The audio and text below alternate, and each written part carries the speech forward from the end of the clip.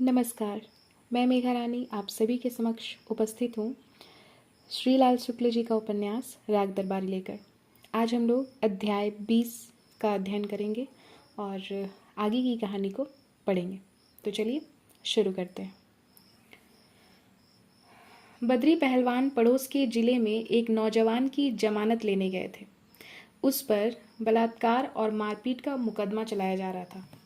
जाने से पहले उन्होंने रंगनाथ को सुनाकर कहा, गुंडा है, जहाँ जाता है कोई ना कोई झंझट पाल लेता है। उन्होंने वैद्य जी से 1,500 रुपए के नोट लेकर अपनी जवाहर कट जैकेट की भीतरी जेब में ठूस लिए। रंगनाथ ने पूछा, इतना रुपया नगद ले जाने की क्या जरूरत है? बद्री बोले, गुंडे इजलासों के नीचे ही नहीं ऊपर भी हैं। हाकिम तो रोग आकर जमानत कर देता है और कागज अहलकारों के पास चला जाता है। फिर 20 झंझट, जमानत का कागज लिखाओ, जायदाद का नक्शा पेश करो, फिर उसकी कच्ची तस्दीक, फिर पक्की तस्दीक और हर जगह रुपए गिनाते जाओ। तभी अब भले आदमी आम तौर पर जमानत नहीं कराते, जेल में ही रह लेते हैं। नकदी में बड़ा आराम है। जैसे ही हाकिम कहेगा कि 1,000 रुपए की जमानत दो, वैसे ही 10 हरे हरे नोट मेज पर फेंक दूंगा और कहूंगा कि लो भाई, रख लो जहां मन चाहे। रंगनाथ ने बात को आगे बढ़ाया। पूछा, बद्री दादा, जब वह गुंडा है तो उस पर हाथ क्यों रखते हो? सड़ने दो साले को हवालात में। गुंडा कौन नहीं है रंगनाथ बाबू? गुंडे के सिर पर सींग थोड़े ही निकलते हैं। बद्री ने धीरे से कहा, मैं तो कुल इतना जानता हूं कि कभी वह भी हमारे अखाड़े का चेला था। दुनिया की निगाह में वह चाहे जितना बड़ा गुंडा हो जाए, मैं तो तब की याद करता हूं जब वह मेरी लंगड़ी खाकर लद लद गिरा करता था। उनकी आवाज मुलायम और चिकनी हो गई। आखिर अपना ही पालक बालक है। पालक बालक का प्रयोग रंगनाथ के लिए नया था, पर वह उसका मतलब बखूबी समझ गया। उसकी खोपड़ी में एक शीर्षक कौंधा, आधुनिक भारत में पालक बालकों का महत्व। कल तक अखाड़े में लात मारा करता था। बद्री पहलवान बड़ी भावुकता से कह रहे थे।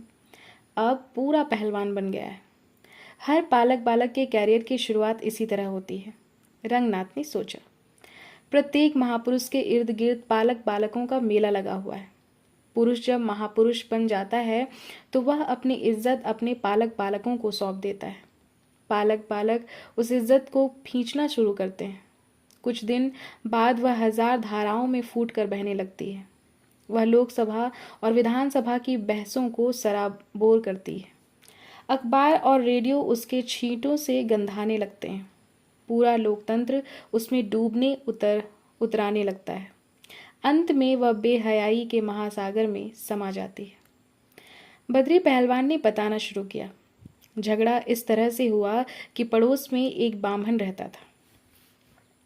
महापुरुष अपने सिंहासन पर बैठे अपने पालक बालकों का खेल देखते रहते हैं। इस देश में महापुरुषों और पालक बालकों के अलावा कुछ सिरफिरे भी बसते हैं। वे कभी कभी महापुरुष के सामने आकर चीखने लगते हैं। कहते हैं, महापुरुष, तुम्हारा पालक बालक बड़ा भ्रष्टाचार कर रहा है, तुम्हारे इज्जत को रगड़ रगड़ कर पानी बनाए दे रहा है।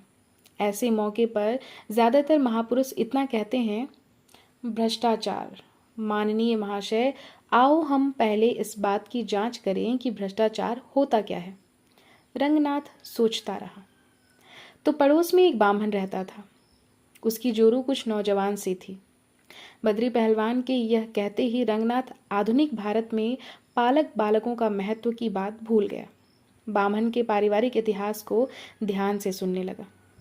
हमारा पट्ठा भी पड़ोस में रहता था। बामन की जोरू से कुछ घसड़ फसड़ हो गई, महीनों यही कारोबार चलता रहा। बामन सब कुछ देखकर भी अनजान बना रहा। एक दिन ऐसा हुआ, रंगनाथ बाबू की सींग की आड़ भी नहीं रही। बामन ने सरासर अपनी आंखों से देखा कि वह पट्ठा उसकी जोरू को लपेटे बैठा है, पर उसने आंखें भर मिलमिलाई और झोले जैसा मुंह लटकाकर चुपचाप चल दिया। इस पर आ गया हमारे पट्ठे को ताव। तबीयत का साफ है, ज्यादा गिचिर पिचिर में पड़ता नहीं है। वहीं से कूदकर उसने बामन की गर्दन पकड़ ली और उसे झकझोर कर कहा कि क्यों बे, सामने से निकला जा रहा है और तुझे शर्म नहीं लगती? मर्द बच्चा होकर तुझे गुस्सा भी नहीं आता? अबे मर्द है तो मुझे एक बार ललकारा तो होता। अब बेचारा बामन क्या करे, कुछ मंत्र जैसा बुदबुदाने लगा। इस पर हमारे पट्टे ने हंसी हंसी में ही उसे लंगड़ी देकर चित कर दिया। उसकी जांग की हड्डी टूट गई। फिर तो रोना पीटना मच गया। बामन चिल्लाने लगा। उधर उसकी जोरू भी चिंघाड़ने लगी कि देखो यह मेरी इज्जत ले रहा है। अब बोलो रघुनाथ बाबू, दुनिया में दुश्मन किसके नहीं होते। इसी बात पर रपट लिखा दी गई और हमारा पट्टा फंस गया। अब बेटा बैठे हैं पुलिस के दरबे में। बद्री पहलवान मौज में आकर हंसे। रंगनाथ ने कहा, पर बद्री दादा यह तो ठीक नहीं है, बेचारे की बीवी को भी और उस बेचारे को भी। वे हंसते रहे। बोले, रंगनाथ बाबू, चाहे कहो चाहे ना कहो, यही सच है कि आपकी अपनी जोरू को जो काबू में ना रख पाया वह उम्र भर बेचारा ही रहेगा। उसके ऊपर कहाँ तक रोओगे। फिक्र तो हमें अपने पट्टे की है। हंसी मस्करी में ही हवालात तक पहुंच गया। बद्री पहलवान के बाहर चले जाने के कारण रंगनाथ आज छत पर अकेला ही रह गया था।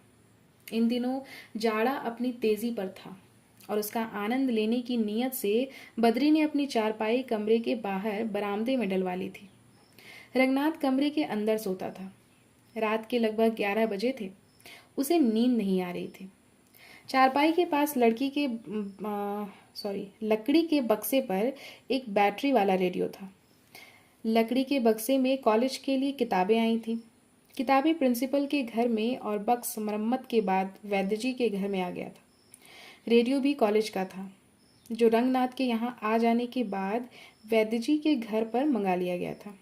उसके आते ही रुपन बाबू वाला करिश्मा, जिसे कान में लगाकर स्थानीय रेडियो स्टेशन के हाल चाल लिए जा सकते थे, अनावश्यक हो गया था। रेडियो को रात के कुछ घंटों को छोड़कर हर समय, चाहे कोई कमरे में हो या ना हो, बेतकल्लुफी से बजने दिया जाता था। इस समय रेडियो पर शास्त्रीय संगीत का एक प्रोग्राम अपनी आखिरी मंजिल पर पहुंच रहा था। दंगे की नौबत आ गई थी।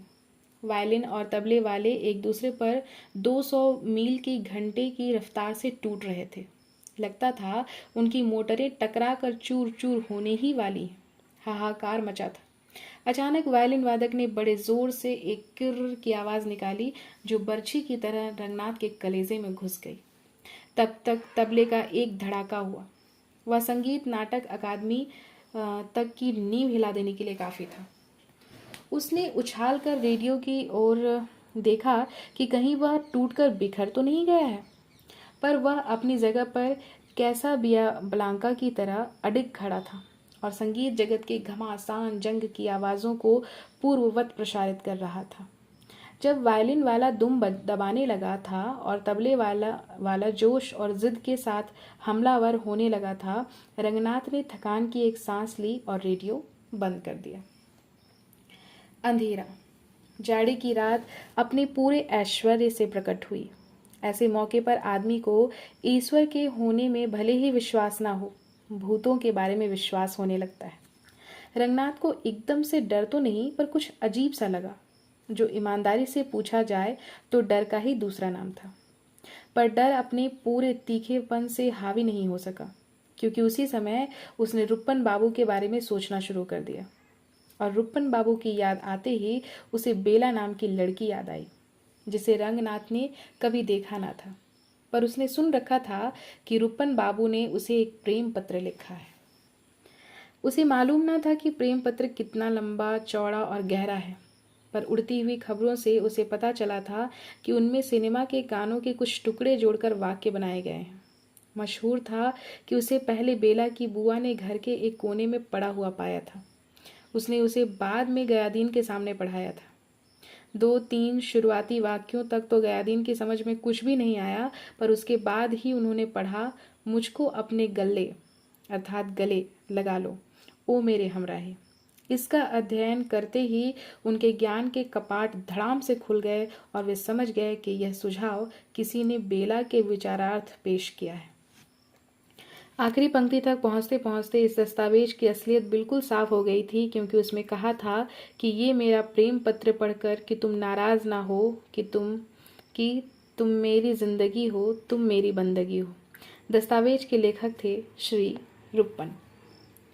सुना गया था कि गयादीन के अलावा इसे प्रिंसिपल साहब ही देख सके थे, और वही भी शायद इसलिए कि गयादीन ने रुप्पन बाबू के नैतिक उत्थान पतन को न जाने क्यों प्रिंसिपल साहब के साथ जोड़ दिया था।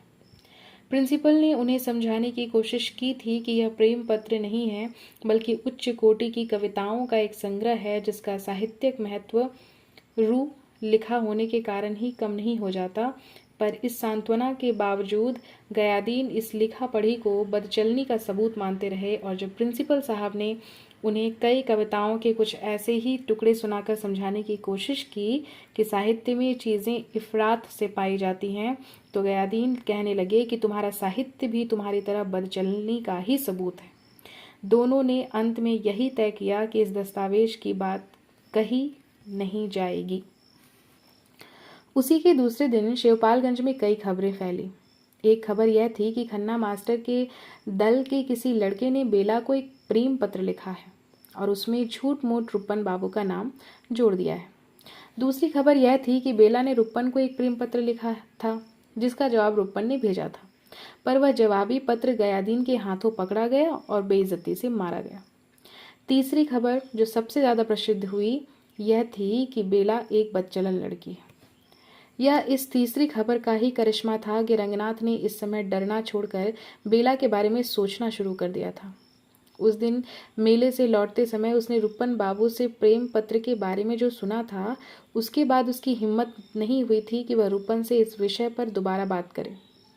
अब इस समय के एकांत में बेला के बारे में उसकी जिज्ञासा शांत करने के लिए सिर्फ कल्पना थी, हस्तमैथुन था और कुंठा थी, और चूंकि काफ़ी हद तक ये चीज़ें हमारी कलाओं की प्रेरक शक्तियाँ हैं, इसलिए इस समय रंगनाथ एक कलाकार की हैसियत से इन क्षणों को जी रहा था।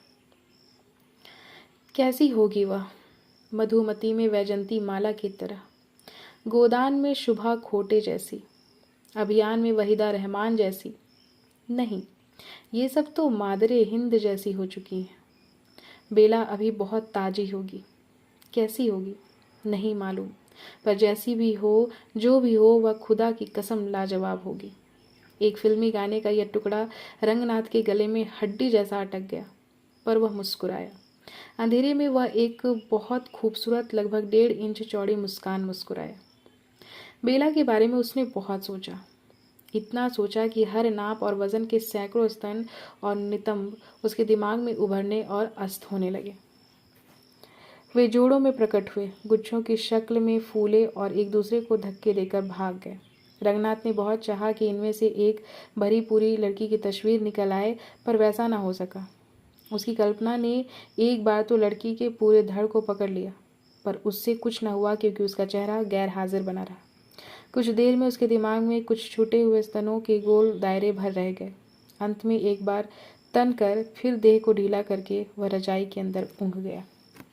दूसरी रात को रंगनाथ जब छत पर अकेला लेटा तो उसे बेला की याद नहीं आई। उसे वैद्य जी का गुस्से में तपा हुआ वीर्यमय चेहरा याद आता रहा। दिन में सनीचर और कालिका प्रसाद के प्रयासों से बनाए गए कोऑपरेटिव फार्म का उद्घाटन हुआ था। उद्घाटन के लिए आए हुए अफसर से वैद्य जी ने अपने कोऑपरेटिव यूनियन के गबन का जिक्र करते हुए उस प्रस्ताव का भी हवाला दिया था जिसके द्वारा सरकार से मांग की गई थी कि वह गबन की रकम अनुदान के रूप में कोऑपरेटिव यूनियन को दे दे। वैद्य जी ने ठंडे सुरों में समझाया था कि अगर सरकार ऐसा नहीं करती तो उससे यह निष्कर्ष निकलेगा कि सरकारी अधिकारी सहकारिता के आंदोलन को आगे नहीं बढ़ाना चाहते। यह अफसर निश्चय ही डेल कार्नेगी की किताबें पढ़कर आया होगा। तभी वह वैद्य जी की हर बात पर कहता रहा, आप ठीक कहते हैं, किंतु इस जुमले को उसने 7 बार दोहराया। जब उसने 8वीं बार मुंह खोलकर कुछ आवाज़ निकाली तो उससे आपको अनुदान मिलेगा जैसा सुरीला संगीत नहीं निकला, बल्कि फिर वही पुराना जुमला नमूदार हुआ, आप ठीक कहते हैं, किंतु। सुनते ही वैद्य जी दुर्वासा का क्रोध, हिटलर की तानाशाही और जवाहरलाल नेहरू की झुंझलाहट को एक में मिलाकर उस अफसर पर बिगड़ पड़े। आप लोग देश का उद्धार इसी प्रकार करेंगे? यह किंतु परंतु तथापि यह सब क्या है? श्रीमान, यह नपुंसकों की भाषा है। अकर्मण्य व्यक्ति इसी प्रकार अपने आप को और देश को वंचित करते हैं। आपका निर्णय स्पष्ट होना चाहिए, किंतु परंतु ठू। इसके बाद वैद्य जी ने देश की दुर्दशा पर एक व्याख्यान दे डाला था। व्याख्यान दे चुकने के बाद वे एकदम से शांत नहीं हुए। थोड़ी देर भुनभुनाते रहे। अफसर भी विनम्रता के बावजूद भुनभुनाता रहा। फिर दूसरे लोग भी भुनभुनाने लगे। सनीचर का जलसा पहले ही खत्म हो चुका था, इसलिए इस भुनभुनाहट ने उसकी सफलता पर कोई असर नहीं डाला, पर अंत में बोलबाला भुनभुनाहट का ही रहा। इस तरह की भुनभुनाहट शहर में रहते हुए उसने हर समय हर जगह सुनी थी। वह जानता था कि हमारा देश भुनभुनाने वालों का देश है। दफ्तरों और दुकानों में, कल कारखानों में, पार्कों और होटलों में, अखबारों में, कहानियों और अकहानियों में चारों तरफ लोग भुनभुना रहे हैं। यही हमारी युग चेतना है और इसे वह अच्छी तरह से जानता था। यहाँ गांव में भी उसने यही भुनभुनाहट सुनी थी। किसान अमला अहलकारों के खिलाफ भुनभुनाते थे। अहलकार अपने को जनता से अलग करके पहले जनता के खिलाफ भुनभुनाते थे और फिर दूसरी सांस में अपने को सरकार से अलग करके सरकार के खिलाफ भुनभुनाते थे। लगभग सभी किसी न किसी तकलीफ में थे और हर कोई भी तकलीफ की जड़ में नहीं जाता था। तकलीफ का जो भी तात्कालिक कारण हाथ लगे उसे पकड़कर भुनभुनाना शुरू कर देता था। वैद्य जी की यही विशेषता थी कि वे भुनभुनाते नहीं थे। आज उन्होंने भुनभुना कर रंगनाथ का दिल तोड़ दिया था। उसे आशा थी कि वे गरजेंगे और उसके बाद बरसेंगे, पर वे पहले तो गरजे और बाद में भुनभुनाकर बैठ गए थे। और यह तब हुआ था जबकि अफसर ने दुम हिलाने और भुनभुनाने का काम साथ साथ निभाकर उन्हें इशारा दिया था कि कोऑपरेटिव यूनियन के हिसाब का स्पेशल ऑडिट कराना ज़रूरी होगा। यह गरजने वालों का नहीं, भुनभुनाने वालों का देश है, उसने सोचा। रात के सन्नाटे को तोड़ती हुई एक फूहड़ आवाज़ ने रंगनाथ के कान पर तमाचा सा मारा। कुसहर प्रसाद अपने दरवाजे पर बैठे बैठे किसी को गाली देने लगे थे। भुनभुनाने वालों के वयोवृद्ध नेता, पर वे रो नहीं रहे थे। उससे जाहिर था कि गालियां छोटे पहलवान के लिए नहीं है, वे किसी और के लिए है। किसके लिए है यह जानना मुश्किल था, क्योंकि कुसहर जब छोटे को ना देकर किसी और को गाली देते थे तो उसका कोई मतलब नहीं होता था। वह सिर्फ एक भावात्मक स्थिति भर थी, वैसे ही जैसे जंगल में मोर नाचता है। उद्घाटन के मौके पर नेता बोलता है। आवाज़ें, सिर्फ आवाज़ें। कुसर प्रसाद रह रहकर गरजते हैं और चुप हो जाते हैं। गांव के दूसरे छोर पर एक कुत्ता भौंकता है, फिर अचानक कें करता हुआ दिमाग के सामने एक ऐसे कुत्ते की तस्वीर खींच देता है जिसकी दुम पिछली टांगों के बीच में है। मुंह छाती पर तिरछा होकर हिलक रहा है और दाएं से किसी की लाठी खाकर वह टेढ़ा मेढ़ा चलने लगा है। कुछ और कुत्ते भूखते हैं। रामाधीन भीखम खेड़वी के दरवाजे की ओर से किसी नौजवान की तीखी और मिमियाती हुई आवाज़ आती है। गौर से सुनने पर उसके अंदर से नौटंकी का एक चौबोला निकलता है। तेरी बातों से जाहिर मुझे यह हुआ, इश्क तेरा रहा किसी कंगाल से। वह बार बार इसी लाइन को दोहराता है। गाते गाते उसका गला रुंधने और लड़खड़ाने लगता है। यह ठर्रे का असर हो सकता है और यह भी हो सकता है कि वह अपनी माशुका के इस दुर्भाग्य पर कि उसे पहले किसी एक कंगाल से इश्क करना पड़ा आंसू बहाने लगा हो। गांव के 4-5 लफंगे नीचे गली से निकलते हैं। गयादीन के यहाँ चोरी हो जाने के बाद से वे रोज़ रात को पहरा देते हैं और जागते रहो के साथ साथ कुछ नए नारे भी इस्तेमाल करते हैं। वे आवाज़ें लगाते हैं, जागते रहो, एक चवन्नी चांदी की, जय बोल महात्मा गांधी की। नारा सभी नारों की तरह खोखला और निकम्मा है, क्योंकि चवन्नी की जगह अब 25 पैसे चलते हैं। चवन्नी खत्म हो चुकी है, चांदी खत्म हो चुकी है, महात्मा गांधी खत्म हो चुके हैं। वे बिना समझे बूझे, बिना हिचके हुए नारे लगाते रहते हैं। कहीं एक रेलगाड़ी जा रही है। इंजन की सीटी की धुंधली आवाज़ थोड़ी देर के लिए इन ऊंचे नीचे स्वरों को कुछ पीछे धकेल देती है। धुंधली आवाज़ों और अंधेरे के माहौल में वह न जाने कब सो गया था। सोते सोते उसे लगा कि वह किसी लिफ्ट पर खड़ा है और कई मंजिल नीचे की ओर धंस रहा है। अचानक वह लिफ्ट 3-4 मंजिलों को एक साथ पार करके ऊपर चला गया। रंगनाथ कुनमुनाया। नारियल के तेल और किसी सस्ते इत्र की महक उसकी नाक के भीतर घुसी। न वह खुशबू थी और न बदबू, वह सिर्फ बू थी। चूड़ियों की हल्की सी खनक ने उसकी नींद को एक धक्का सा दिया और तब एक क्षण में उसने वह अनुभव किया जो एक जीवन भर खजुराहो और कोणार्क की कला का अध्ययन करके भी नहीं किया जा सकता था। वह चारपाई के किनारे बैठे थे। उसने एक हाथ रंगनाथ के दूसरी ओर टिका लिया था। उसको अपनी छाती पर 2 स्तनों का गहरा दबाव महसूस हुआ। उन स्तनों और उसकी छाती के बीच उन्हें ढकने वाले कपड़ों के अलावा एक मोटा लिहाफ भी था, पर उनकी गर्मी और मजबूती छिप नहीं पा रही थी। रंगनाथ की सांस रुंध सी गई। लिहाफ उसके चेहरे से खींच लिया गया था, पर अंधेरे में वे एक दूसरे को देख नहीं सकते थे। उसकी छाती पर पड़ने वाला गर्म और विस्फोटक दबाव कुछ बढ़ सा गया। उसी वक्त उसके गाल पर एक चिकना रेशमी गाल आकर टिक गया। एक गहरी खिंची हुई सिसकी ने कहा, हाय, सो गए? रंगनाथ की नींद उड़ गई। उसने अपना सिर हिलाया। उसके मुंह से अस्वाभाविक तौर से निकला, कौन? कौन है? एक क्षण के लिए उसकी छाती पर टिके हुए स्तनों के अंदर की धड़कन जैसे बंद हो गई।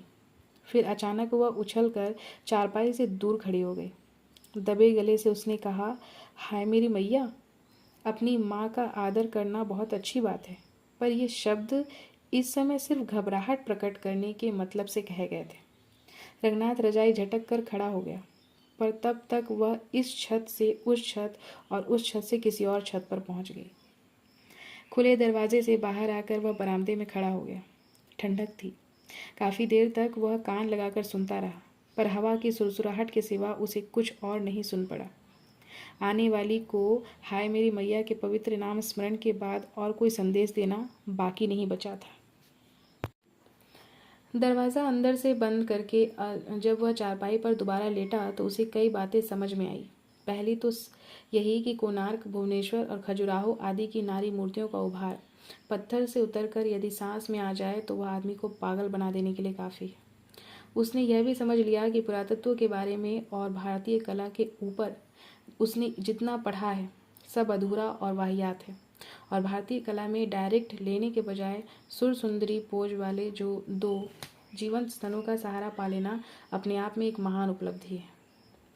और इन सब हल्की फुल्की बातों को एक किनारे धकेल कर एक दूसरी बात, असली बात जो उसे मथती रही, वह यह थी, श्रीमन आप जुगद हैं। आपको बोलने की क्या ज़रूरत थी? आप घबरा क्यों रहे थे? आपने उसे कुछ और करने का मौका क्यों नहीं दिया? श्रीमन आप जुगद नहीं हैं, गधे हैं। चूके हुए अवसरों की लिस्ट में एक और लाइन जोड़ ली। श्रीमन आप कुछ नहीं हैं, सिर्फ एक हिंदुस्तानी विद्यार्थी हैं जिनकी किस्मत में तस्वीर की औरत भर लिखी है। सोने की दोबारा कोशिश की, पर नींद कहाँ आती है। उसका हाथ अपने आप छाती की ओर पहुंच गया और खेदपूर्वक स्वीकार करने लगा कि वहाँ और कुछ नहीं है, केवल उसी की खुरदरी छाती है। कौन है वह?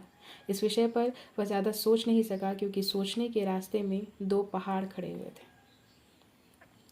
इसी के साथ यह अध्याय यहीं पर समाप्त होता है। फिर मिलूंगी अगले वीडियो में। तब तक के लिए धन्यवाद।